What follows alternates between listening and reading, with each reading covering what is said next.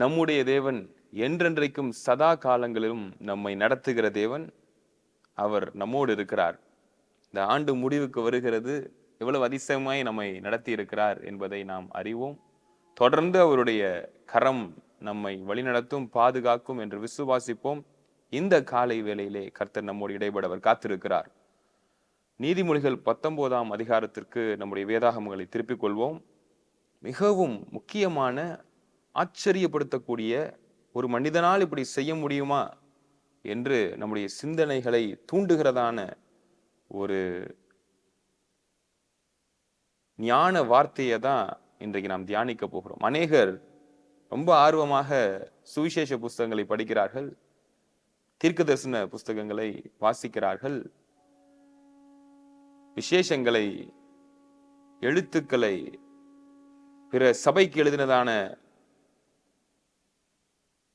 காரியங்களை அவர்கள் நோக்கி பார்க்கிறார்கள், ஆகமங்களை தியானிக்கிறார்கள், சங்கீதங்களை தியானிக்கிறார்கள். ஆனால் குறிப்பாக என்னை மிகவும் ஆச்சரியப்படுத்துகிறதான, நம்முடைய ஆவிக்குரிய ஜீவியத்திற்கு சவால் விடுகிறதான 2 புஸ்தகங்களை நான் மேற்கோள் காட்ட விரும்புகிறேன். குறிப்பாக கர்த்தருடைய அபிஷேகத்தினால் ஞானத்தை பெற்றதான, என்ன வேண்டும் உனக்கு என்று தேவன் கேட்டபொழுது ஞானத்தை கொடுங்க ஆண்டவரே என்று கேட்டு அவரிடத்திலிருந்து அந்த மேன்மையை பெற்றுக்கொண்டதான தேவ மனிதர் சாலமோன் எழுதியிருக்கிற நீதிமொழிகள் பிரசங்கி. இந்த 2 புஸ்தகத்தை நாம் அதிகமாக தியானிக்க வேண்டும். எல்லா புஸ்தகங்களும் பரிசுத்த ஆவியினால் எழுதப்பட்டது, அவருடைய ஏவுதலினால் கொடுக்கப்பட்டது. அதனால்தான் நம்முடைய கைகளுக்கு 66 புஸ்தகங்களாய் கிடைத்திருக்கிறது என்பதை நாம் உணர்ந்து, எல்லா புஸ்தகத்திற்கும், எல்லா எழுத்துக்களுக்கும் வேதத்திலே சொல்லப்பட்டிருக்கிறதான காரியங்களுக்கு நாம் ஈக்குவல் வெயிட்டேஜை கொடுக்கணும். இது எனக்கு பிடிக்கும், அந்த வசனம் எனக்கு பிடிக்கும், அந்த புஸ்தகம் எனக்கு பிடிக்கும் என்று பிரித்து பார்க்க நாம் அழைக்கப்படவில்லை. எல்லாவற்றையும் தியானித்து, எல்லாவற்றையும் சிந்தித்து, நாம் எந்தெந்த காரியங்களில் நாம் சீர்பட வேண்டும் என்பதை நாம் ஒரு ரிஃப்ளெக்ஷனாக, நமக்கு ஒரு மிரராக, நமக்கு ஒரு கண்ணாடியாக வேதத்தை நாம் பார்க்க ஆரம்பிப்போமே என்றால், அதற்காக நம்முடைய ஆவிக்குரிய ஜீவியத்தை நாம் அர்ப்பணித்து துவங்குவோமே என்றால் நமக்கு நிச்சயம் மேன்மை. இந்த அதிகாரத்திலே 17ஆம் வசனம், ஏழைக்கு இறங்குகிறவன் கர்த்தருக்கு கடன் கொடுக்கிறான், அவன் கொடுத்ததை அவர் திரும்ப கொடுப்பார் என்று இங்கே அவர் சொல்லுகிறார். ஒரு மனிதனால், ஒரு மண்ணான மனிதனால் கர்த்தருக்கே கடன் கொடுக்க முடியுமா? தேவனை ஆச்சரியப்படுத்த முடியுமா? நன்மை செய்கிறவர்களாய் நாம் இருப்போமே என்றால் செய்ய முடியும். கண்டு நாம் காண்கின்றதான சகோதரன், சகோதரி, இந்த உலகத்திலே வாழ்கிறான மனிதர்களிடத்திலே நாம் அன்பு கூற துவங்குவோமே என்றால், அவர்களுக்கு இறங்க ஆரம்பிப்போமே என்றால், அவர்களுடைய தேவைகளை நாம் நோக்கி பார்த்து அவர்களை போஷிக்கவும், அவர்களை நாம் அவருடைய காரியங்களை நம்முடைய காரியங்களாக ஏற்றுக்கொண்டு, எப்படி நேற்றைய தினத்திலே நாம் பார்த்தோமோ நினைவிருக்கிறது என்று நான் எண்ணுகிறேன். தேவன் சொல்லுகிறார், இதற்கு ஒப்பான கற்பனை என்னவென்றால், நீ உன்னிடத்தில் அன்பு கூறுகிறது போல பிறரிடத்தில் அன்பு கூறு. நம்முடைய தேவைகள், நம்முடைய காரியங்களில் எவ்வளவு கண்ணும் கருத்துமா நாம் இருக்கிறோமோ, கர்த்தரை பிரியப்படுத்த வேண்டுமே என்றால், கர்த்தருக்கு நாம் கடன் கொடுக்க வேண்டுமே என்றால் என்ன பண்ணணுமா? ஏழைக்கு இறங்கணுமா? அதுதான் இங்கே சொல்லுகிறார். இன்றைக்கு நீங்க பேங்குக்கு கடன் கொடுத்திருப்பீர்கள் என்றால், இல்ல பேங்க் உங்களுக்கு கடன் கொடுத்துருக்குன்னா, அதற்கு செக்யூரிட்டிங்கிறது குறிப்பிட்ட அமௌண்ட் தான் இருக்கும், சில தொகை தான் இருக்கும். மற்ற தொகைகளுக்கு நீங்கள் செலுத்தினதான பணத்திற்கு அவர்கள் எந்த ஒரு கேரண்டியும், எந்த ஒரு உறுதி தன்மையும் அவங்க கொடுக்க மாட்டாங்க. ஆனால் இங்கே பாருங்க, கர்த்தருக்கு கடன் கொடுக்கிறாய், நீ செலுத்துகிறதான கடன் உனக்கு திரும்பி வந்துடும். நீ தேவனுக்கு கடன் கொடுக்கிறபடினாலே, இப்படி நாம் வேதத்திலே பார்க்கிறோமோ, கண்ட சகோதரனிடத்தில் அன்பு கூறாத நீ காணாத தேவனிடத்தில் எப்படி அன்பு கூறுவாய்? அப்போ நாம் பார்க்கிறதான காண்கின்றதான மனிதர்கள் ஏதாவது ஒரு கஷ்டத்துல இருப்பாங்க, ஏதாச்சும் ஒரு நஷ்டத்துல இருப்பாங்க, கண்ணீர்ல இருப்பாங்க, தேவையில இருப்பாங்க. அவர்களுக்காக இறங்குகிற தேவ பிள்ளைகளாய் நாம் காணப்படுவோமே என்றால் யாருக்கு கடன் கொடுக்கிறோங்க?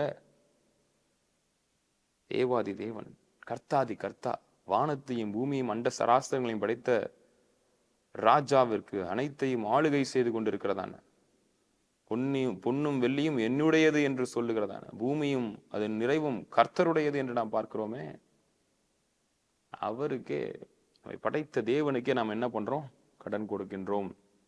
அப்ப ஏழைகளுக்கு இறங்குகிற குணத்தை கொண்டிருக்கிறவர்களாய் நாம் காணப்பட வேண்டும். அதனாலதான் தேவனை ஏற்றுக்கொள்ளாத அநேகர் ஆசீர்வதிக்கப்பட்டிருக்கிறதை நாம் பார்க்கின்றோம். நமக்கு சந்தேகங்கள் எழும்புகிறது. நான் கர்த்தரை ஏற்றுக்கொண்டு வருகிறேன், நான் நல்ல ஜீவியத்தை ஜீவிக்கிறேன் என்று நானே எண்ணிக்கொள்ளுகிறேன், ஆனால் என்னுடைய வாழ்க்கையில் ஆசீர்வாதம் இல்லையே என்று அநேகர் சிந்திப்பதுண்டு. ஆனால் தேவனை ஏற்றுக்கொள்ளாத ஒரு மனிதன் உயருகிறான், அவன் மேன்மை அடைகிறான் என்றால் அவருடைய வாழ்க்கையை நீங்க போய் தேடி பார்த்தீங்கன்னா, இல்ல அவர்கள் முன்னோர்கள், அவர்கள் சந்ததியினர் செய்தான நன்மை நாம் அறியோம், ஆனால் கர்த்தர் அறிவார். அவர் திருப்பி கொடுக்கிற தேவன், ஒன்றுக்கும் குறைவில்லாமல் எதையும் மறக்காம திரும்ப செய்கிற தேவன். அதனால்தான் நாம் செய்கிறதான நன்மைகள் நம்மோடு கூட பரலோகத்திற்கு வருகிறது என்பதை நாம் நினைவு கூற வேண்டும். நாம் ஆவிக்குரிய ஜீவியத்திலே எவ்வளவு கண்ணும் கருத்துமாக நம்மை காத்து கொள்ளவும், இந்த உலகத்திற்கு விலகி வாழவும் நாம் நம்மை சீர்படுத்திக் கொள்ளுகிறோமோ, ஸ்திரப்படுத்திக் கொள்ளுகிறோமோ, எப்படி நம்முடைய உலக பிரகாரமான காரியங்களுக்கு நல்லா படித்து நல்ல வேலையில இருக்கணும் என்றதான அந்த இருதயத்திலே வாஞ்சையோடு, எதிர்பார்ப்போடு, எதிர்காலத்தை குறித்ததான திட்டங்களோடு நாம் வாழ்கிறோமோ, எப்படி நாம் சேமிக்கணும், நாம் அடுத்த நிலைக்கு போகணும், நல்ல ஒரு பிசினஸ் ஸ்டார்ட் பண்ணணும் என்றதான சிந்தனைகளோடு நாம் வாழுகிறோமோ, அதே போல தேவாதி தேவனுடைய இருதயத்தில் இடத்தை பிடிக்க வேண்டும் என்றால், அவர் நீ அநேகருக்கு இறங்கினபடினாலே நான் உனக்கு திரும்ப தருகிறேன் என்று அவரே உங்களுடைய காரியங்களை கரத்தில் எடுத்து அவர் செய்ய வேண்டுமே என்றால், நீங்கள் ஏழைகளுக்கு இறங்க வேண்டும். அதான் நன்மை செய்கிறதை குறித்து அநேக தீர்க்கதரிசன புஸ்தகங்களிலே நாம் பார்க்கின்றோம். ஆகையினாலதான் இயேசு கிறிஸ்துவும் கொடுப்பதை குறித்து அநேகம் பேசியிருக்கிறார். அதனால்தான் இந்த மக்கள் மத்தியிலும் கிறிஸ்துவர்களை குறித்ததான ஒரு நல்ல எண்ணம் நீண்ட காலமாக இருந்து வந்தது. ஏனென்றால் நாம் அநேகருக்கு கொடுத்து, அன்னை தெரசாவை போல அநேக மிஷினரிமார்கள் இந்த தேசத்திற்கு வந்து மக்களுடைய இருதயங்களை பிடித்து நீண்ட காலமாக நெஞ்சில் நீங்காமல் அவர்கள் பதிந்திருந்ததற்கான காரணம் என்னவென்றால் அவர்கள் கொடுத்தார்கள், செய்தார்கள், நன்மை செய்தார்கள். இயேசு கிறிஸ்துவை குறித்து வேதத்திலே பார்க்கிறோம், அவர் நன்மை செய்கிறவராய் சுற்றி திரிந்தார் என்று. அப்படிப்பட்டவர்களாய் தான் ஆவிக்குரிய ஜீவியத்திலே வாழுகிறதான கிறிஸ்துவை ஏற்றுக்கொண்டதான நாமும் இருக்க வேண்டும் என்பதை நாம் புரிந்து கொள்வோம். ஜபத்தோடு செய்வோம், எண்ணி நிதானத்தோடு செய்வோம். இதிலே ஏமாற்றுகிறவர்களும் இருக்கிறார்கள். நான் மும்பை நகரத்திலே ஒரு முறை பயணம் செய்து கொண்டிருந்தேன். அப்பொழுது ஒரு முடவனை போல நடித்து கொண்டு என்னிடத்திலே வந்து ஒரு தம்பி எனக்கு ஹெல்ப் பண்ணுங்க, எனக்கு பிச்சை போடுங்க அப்படின்னு கேட்டார். நானும் என் பாக்கெட்ல இருந்து ரொம்ப பரிதாபமா இருக்கிறாரு அப்படின்னு சொல்லிட்டு ஒரு 20 ரூபா நோட் எடுத்து கொடுத்தேன். ஆனால் திடீரென்று என் நண்பன் என்னை அழைத்தான் என்று நான் எட்டி இப்படி பார்க்கிறேன்.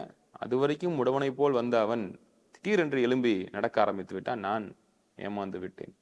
இப்போ நம்ம என்ன பண்ணலாம் அப்படின்னா, அப்படிப்பட்ட நேரத்திலே அவர்களை சுதாரித்த அறிந்து உதவி என்று கேட்டு வருகிறவர்களிடத்திலே நன்கு விசாரித்து முடிந்த அளவிற்கு அவர்களுக்கு நாம் உதவவும், குறிப்பாக உணவுகளை வாங்கி தந்து அவர்களை போஷிக்கிறவர்களாய் நாம் மாறுவோம். அநேகர் 10 ரூபா கொடுத்து நம்ம போயிடலாம் அப்படின்னு நினைக்கிறாங்க. ஆனா அதற்கு பதிலாக அவர்கள் வயிற்றை நிரப்பக்கூடியதான, அவர்களை போஷிக்கக்கூடியதான ஆகாரங்களை வாங்கி அவர்களுக்கு கொடுத்து விட்டு வருவோமே என்றால் ஒரு சிறிது நேரமாக போகிறது, அவ்வளவுதான். இந்த அளவு கூட எனக்கு நேரம் இல்லை என்று சொல்லுகிறவர்கள் வேற. அப்படிப்பட்டவர்களை நான் பார்த்ததும் இல்லை. அப்படி அவ்வளவு வேகமா ஓடி நம்ம ஒன்றும் சாதிக்கவும் போறது கிடையாது. நாம் கர்த்தரை பிரியப்படுத்துகிறவர்களாய் வாழ வேண்டும் என்றால் நிதானித்து அறிந்து, சோதித்தறிந்து, நன்மை செய்கிறவர்களாய், ஏழைகளுக்கு, இல்லாதவர்களுக்கு, வாழ்க்கையிலே அநேகர் சொல்லாமலா இருப்பாங்க. அவர்களை போய் விசாரித்து ஆராய்ந்து, எங்கிருந்து இது துவங்குகிறது? குடும்பத்திலிருந்து துவங்குகிறது, உறவினர்களிடத்திலிருந்து துவங்குகிறது. ஏன் திருச்சபை கூடி வருகிறோமே, திருச்சபையிலிருந்து இது துவங்குகிறது. ஒருவரை ஒருவர் விசாரித்து, அவர்களை கேட்டறிந்து, அவருடைய தேவைகளை மற்றவர்களுடைய கவனத்திற்கு கொண்டு வந்து இணைந்து, ஒரு 50 பேர் 60 பேர் இணைந்து அந்த குடும்பத்தை நாம் வாழ வைக்கிறவர்களாய் காணப்படுவோமே என்றால், யாருக்கு கடன் கொடுக்கிறோம்? வானத்தையும் பூமியும் அண்ட சராசரங்களையும் படைத்த தேவாதி தேவனுக்கே நாம் கடன் கொடுக்கிறவர்களாய் மாறுகிறோம். அவர் ஏமாற்றுபவர் அல்ல. நீங்கள் செய்த கணக்குகளை, கொடுத்ததான அந்த தொகையை மறக்கிற தேவன் அல்ல, மறைக்கிற தேவன் அல்ல, திரும்ப கொடுக்கிற தேவன் என்று நாம் பார்க்கிறோம். நாமும் நன்மை செய்கிறவர்களாய் காணப்படுவோம். அதற்குண்டான ஆசீர்வாதத்தை நாம் நம்முடைய சந்ததியிலே பார்ப்போம். கர்த்தர் நம்முடைய வாழ்க்கையிலே பிரியப்படுவார். மற்றொரு பாதைக்கு வெளிச்சம் நிகழ்ச்சியிலே நான் உங்களை சந்திக்கிறேன். ஆமென்.